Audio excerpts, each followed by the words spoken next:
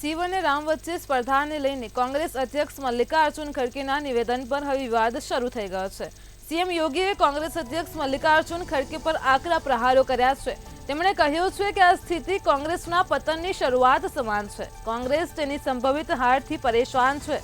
હારની હતાશા આવી નિવેદનો આપી રહી છે। તો કોંગ્રેસ ચૂંટણી દરમિયાન આવા સંવેદનશીલ મુદ્દા ઉઠાવીને ભારતની આસ્થાનું અપમાન કરવાનો પ્રયાસ કરી રહ્યો છે।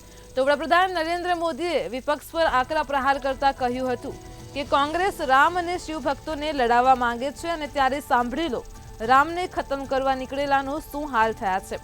તો હવે આ મુદ્દે રાજકારણ શરૂ થયું છે। કોંગ્રેસે રામ અને શિવ ભક્તો વચ્ચેના વિવાદને વેગ આપીને દક્ષિણ ભારતના વૈષ્ણવ અને શિવ ભક્તો વચ્ચે રાજકીય રમત રમવાનો પ્રયાસ કર્યો છે। જે પ્રમાણે લોકસભાના ઇલેક્શન હવે ગણતરીના દિવસો બાકી રહ્યા છે, જ્યારે સ્ટાર પ્રચારકો છે તે દિવસ અને રાત જે પ્રચાર અને પ્રસારમાં લાગી ચૂક્યા છે અને જે પ્રચાર અને પ્રસારની ઉપર એકબીજા પર આક્ષેપ કરવાનો તેઓ ભૂલતા નથી। દરેક સ્ટેજ ઉપરથી ભાજપ કોંગ્રેસ ઉપર અને કોંગ્રેસ ભાજપ ઉપર આક્ષેપ કરવાનું ધ્યાન કરતા જ હોય છે। ત્યારે આ વધુ એક વિવાદ જે છે તે થયો છે અને આ વિવાદ જે છે તે મલ્લિકાર્જુન ખડગે દ્વારા જે એક સ્ટેટમેન્ટ છત્તીસગઢની એક સભા દરમિયાન આપવામાં આવ્યું। છત્તીસગઢની અંદર શિવકુમાર નામના જે ઉમેદવાર છે તેના પ્રચાર માટે મલ્લિકાર્જુન ખડગે ત્યાં પહોંચ્યા હતા અને તેણે સભા દરમિયાન કહ્યું છે કે આ શિવ અને રામ વચ્ચેનું યુદ્ધ છે। ઉમેદવારનું નામ પણ શિવકુમાર છે અને મારું નામ પણ મલ્લિકાર્જુન ખડગે છે, એટલે કે શિવ છે અને સામે રામ છે।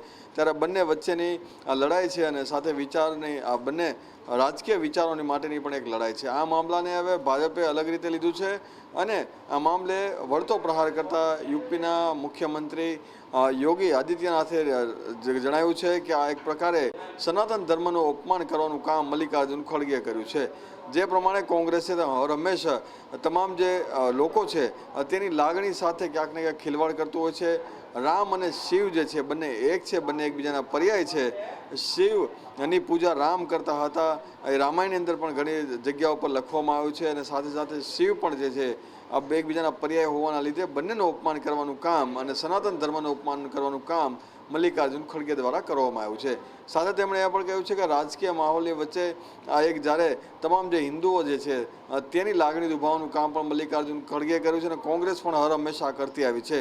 મલ્લિકાર્જુન ખડગે ફક્ત શિવ અને રામ નહીં પરંતુ તમામ ભારતવાસીઓ જેની આસ્થા રામ અને શિવની સાથે જોડાયેલી છે તેઓની સાથે આ ચૂંટણી પ્રચાર દરમિયાન આ કામ કર્યું છે। કોંગ્રેસ ભૂતકાળમાં પણ આ રીતની જે કામગીરી છે, આવા વિવાદ નિવેદનો છે તે ખાસ કરીને હિન્દુઓ માટે અને તેમના જે ભગવાન માટે કરતો આવ્યું છે અને આ મામલે આગામી દિવસોમાં પણ આવા નિવેદનો આવશે તેવી પણ તેમણે વાત કરી છે। યોગી આદિત્યનાથે તેમણે વધુમાં કહ્યું છે કે કોંગ્રેસની માનસિકતા જ આ પ્રકારની છે કે જેની અંદર આ તમામ જે હિન્દુ દેવી દેવતાનું અપમાન કરવું, આ તમામ જે કોંગ્રેસના મોટા નેતાઓ છે તેને લોકો ઓળખી ચૂક્યા છે, કોંગ્રેસની માનસિકતાને લોકો ઓળખી ચૂક્યા છે।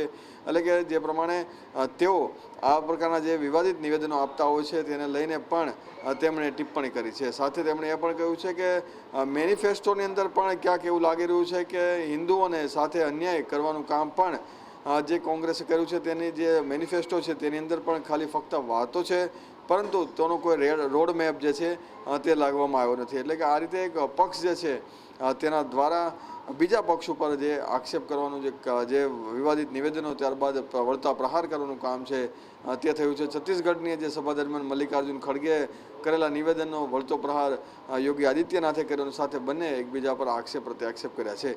ત્યારે રામ અને શિવના મુદ્દે હવે રાજકારણ ગરમાયું છે અને સાથે જ તમામ જે લોકો છે તેઓ પણ આ મામલે હવે લોકસભાનું ઇલેક્શન અને ત્યારબાદના પરિણામની જે રાહ જોઈ રહ્યા છે કે આ નિવેદન કેટલા લોકો માટે નુકસાનકારક છે અને કેટલા લોકોને ફાયદો થાય છે।